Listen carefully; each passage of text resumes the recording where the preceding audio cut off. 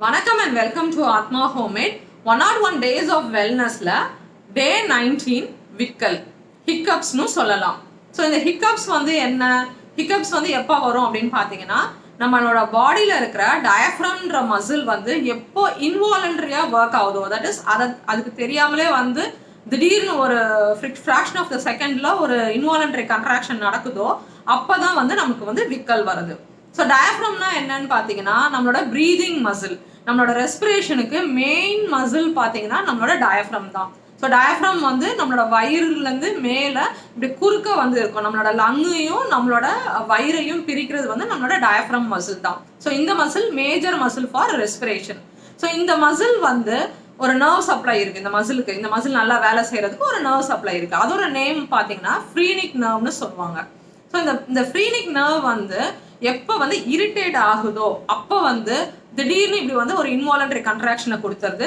அதுதான் வந்து விக்கல்னு சொல்றோம். ஸோ இந்த இன்வாலண்டரி மூவ்மெண்ட்னால என்ன நடக்குது அப்படின்னு பார்த்தீங்கன்னா, ஃபர்ஸ்ட் வந்து நம்மளோட தொண்டைக்குழாயில வின் பைப்புனும் நம்மளோட ஃபுட் பைப்புனும் ரெண்டு இருக்கு. ஸோ ஃபுட் பைப்ல தான் நம்ம ஃபுட் சாப்பிடுவோம், வின் பைப்ல தான் நம்மளோட ஏர் போய் லங்ல போய் சேரும். ஸோ இந்த ரெண்டுத்துக்கு நடுவில் பார்த்தீங்கன்னா ஒரு மூடி இருக்கும், எபிக்ளாட்டஸ்னு சொல்லுவோம். ஸோ நம்ம சாப்பிடும்போது பார்த்தீங்கன்னா நம்மளோட வின் பைப்பை க்ளோஸ் பண்ணிடும், நம்மளோட ஃபுட் பைப்பில் வந்து சாப்பாடு உள்ள விழுந்துடும்.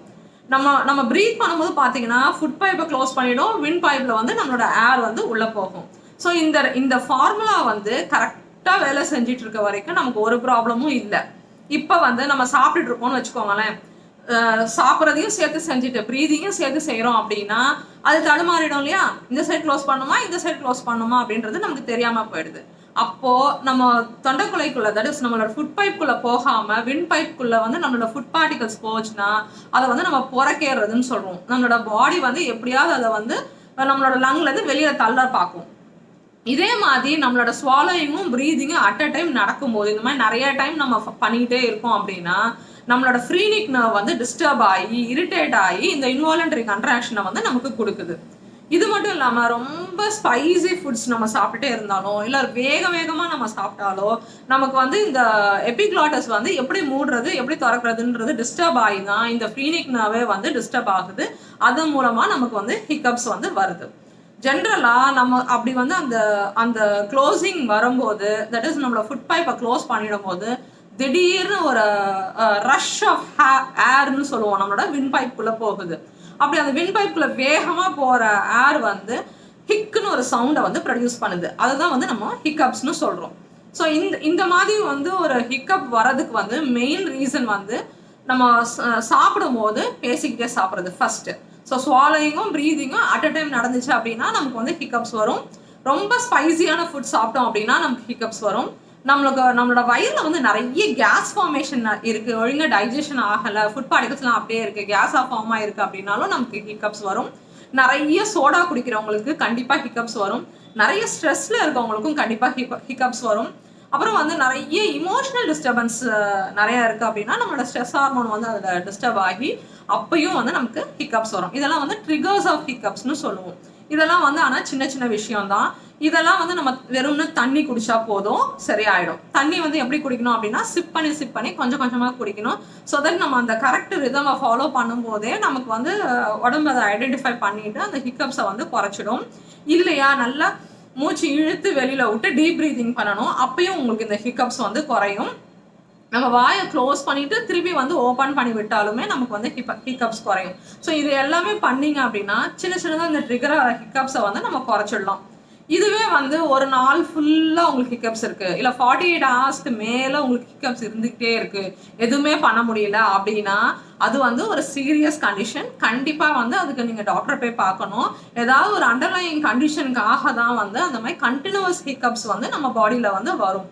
ஸோ ஒரு 48 ஹவர்ஸாக நம்ம வந்து ஹிக்கப்ஸ் பண்ணிகிட்டே இருக்கோம் அப்படின்னா கண்டிப்பாக போய் நம்ம டாக்டரை பார்க்கணும். ஏன் அப்படின்னு கேட்டிங்கன்னா, ஸ்ட்ரோக்கோட அறிகுறியாக இருக்கலாம், இல்லை ஒரு லிவர் கேன்சரோட அறிகுறியாக இருக்கலாம், ஒரு லிவர் டிசீஸோட அறிகுறியாக இருக்கலாம், ஒரு சீரோசிஸோட அறிகுறியாக இருக்கலாம், இல்லை நம்ம இரிட்டபிள் பவல் டிசீஸோட அறிகுறியாக இருக்கலாம். அதே மாதிரி நம்ம ஆசிட் ரிஃப்ளெக்ஸ்னு சொல்லுவோம், அதோட அறிகுறியாக இருக்கலாம். வயிறு சம்மந்தமான எந்த ப்ராப்ளமோட அறிகுறியாகவும் இந்த ஹிக்கப்ஸ் வந்து கண்டினியூஸாக இருந்தால் இருக்கலாம். அதே மாதிரி பிளாடரில் ஏதாவது ப்ராப்ளம் இருந்தாலுமே நமக்கு வந்து ஹிக்கப்ஸ் வரும். நம்மளோட ஹெப்படைட்டிஸ் பிஓ சிஓ ஏஓ எதுவாக இருந்தாலுமே உங்களுக்கு ஹிக்கப்ஸ் வரும். நமக்கு நம்மளோட வயிறில் வந்து கேஸ்ட்ரைட்டிஸ் ஃபார்மேஷன் வந்தாலுமே உங்களுக்கு ஹிக்கப்ஸ் வரும். பேங்க்ரியாஸில் வந்து இன்ஃப்ளமேஷன் வந்தாலுமே வந்து ஹிக்கப்ஸ் வரும். ஹிக்கப்ஸை வந்து நீங்கள் அப்படியே விட்டுட்டீங்க, ட்ரீட் பண்ணாமல் விட்டுட்டீங்க அப்படின்னா நிறைய காம்ப்ளிகேஷன்ஸ் வரும். நம்ம பாடி வந்து டீஹைட்ரேட் ஆகிடும், நமக்கு வந்து தூக்கம் இல்லாமல் போயிடும், மசில்லாம் ஃபெட்டிக் ஆகிடும், நம்ம எப்போ பார்த்தாலுமே பெயின் சிண்ட்ரோம் சொல்லிகிட்டே இருப்போம், ஹார்ட் டிசீஸ் வரதுக்கு சான்சஸ் இருக்குது, டிப்ரெஷன் வரதுக்கு சான்சஸ் இருக்குது, அப்புறம் இந்த கேஸ்ட்ரிக் ரிஃப்ளெக்ஸ் டிசீஸ் வரதுக்கும் சான்சஸ் இருக்குது. ஸோ அதை நம்ம ஏதாவது ஒரு ட்ரீட்மெண்ட் பண்ணி அதை சரிப்படுத்திக்கணும். இதுவே வந்து நம்மளோட ப்ராப்ளம் வந்து ரொம்ப கம்மியாக இருந்துச்சு அப்படின்னா ஒரு ஜிஞ்சர் வாட்டர் ரெகுலராக குடிச்சிட்டு வந்தோம் அப்படின்னா நம்மளோட டைஜஷன் ப்ராப்ளம் கிளியர் ஆகும், தேர்பை உங்களோட ஹிக்கப்ஸ் வந்து சரியாயிடும். அதே மாதிரி ஜீரா வாட்டர், நம்ம ஜீரக தண்ணியை வந்து ரெகுலராக குடிச்சிட்டே வந்தாலுமே உங்களோட விக்கல் வந்து கொஞ்சம் கொஞ்சமாக வந்து வராமல் பார்த்துக்கலாம், சரியாயிடும். அதே மாதிரி நம்ம வந்து அக்குபஞ்சர் எடுத்துக்கிட்டாலுமே வந்து இந்த விக்கலுக்கு வந்து ஒரு நல்ல மருந்து. இது இல்லாமல் நம்ம வந்து ஒரு 8 திப்பிலியும் கொஞ்சோண்டு ஜீரகமும் எடுத்து நல்லா பொடி பண்ணிட்டு, நல்லா வறுத்துட்டு பொடி பண்ணிட்டு அதில் கொஞ்சம் தேனை கலந்து நம்ம சாப்பிட்டுட்டு வந்தாலுமே இந்த விக்கல் வந்து வராமல் இருக்கும். ஸோ இப்போ வந்து ஃப்ரீக்வெண்ட்டாக வருதுன்னு வச்சுக்கோங்களேன். தட் இஸ் இப்போ 2 தடவை வருது, தண்ணி குடிச்சா சரியாக போயிடுது, திருப்பி ஒரு 1 வீக் கழிச்சா ஒன்று வருது, 2 வீக்ஸ் கழிச்சு அடுத்து வருது அப்படின்னா உங்களோட டைஜஷனில் ப்ராப்ளம் இருக்குது அப்படின்னு அர்த்தம். ஸோ வந்து நம்ம வந்து டைஜஷனை இம்ப்ரூவ் பண்ணிக்கிறதுக்கு இந்த திப்பிலி, இந்த ஜீரகமை வந்து நல்லா வறுத்துட்டு அதை வந்து தேனில் கலந்து சாப்பிட்டுட்டே வந்தோம் அப்படின்னா இந்த ப்ராப்ளம்ஸ் வந்து கொஞ்சம் கொஞ்சமாக வந்து சரியாயிட்டு வரும். இது கண்டினியூஸாக நீங்கள் இருந்துக்கிட்டே இருக்குது, 48 ஹவர்ஸாக இருக்குது, 72 ஹவர்ஸாக இருந்துகிட்டே இருக்குது அப்படின்னா கண்டிப்பாக அது ஒரு மெடிக்கல் எமர்ஜென்சி. அதனால நீங்கள் வந்து உங்களோட டாக்டரை கன்சல்ட் பண்ணுறதுக்கு வந்து நல்லது. ஸோ நம்ம வந்து சின்ன சின்ன விஷயங்கள் மூலமாக நம்மளோட ஹெல்த்தை இம்ப்ரூவ் பண்ணிக்கிட்டோம் அப்படின்னா நமக்கு வந்து இந்த மாதிரி ப்ராப்ளம்ஸ் வந்து வராமல் இருக்கும். என்னென்ன பண்ணணும்? ஃபஸ்ட்டு பேசிட்டே வந்து சாப்பிடக்கூடாது. ஸோ சாப்பிடும்போது சாப்பாடு மட்டும்தான் சாப்பிட்ணும், பேசிட்டே கூட சாப்பிடக்கூடாது. ரெண்டாவது பார்த்தீங்கன்னா ரொம்ப ஸ்பைசி ஃபுட்டை வந்து நம்ம அவாய்ட் பண்ணணும். கார்போஹைட்ரேட் ட்ரிங்கை வந்து நம்ம அவாய்ட் பண்ணணும். நிறைய சோடா டைப் இதை வந்து ஃபுட்லேருந்து அவாய்ட் பண்ணோம் அப்படின்னா நம்மளோட ஹெல்த் வந்து இம்ப்ரூவ் ஆகும், நமக்கு வந்து இந்த மாதிரி டிசீஸ் வந்து வராமல் இருக்கும். Health improves your life and we improve your health. Thank you.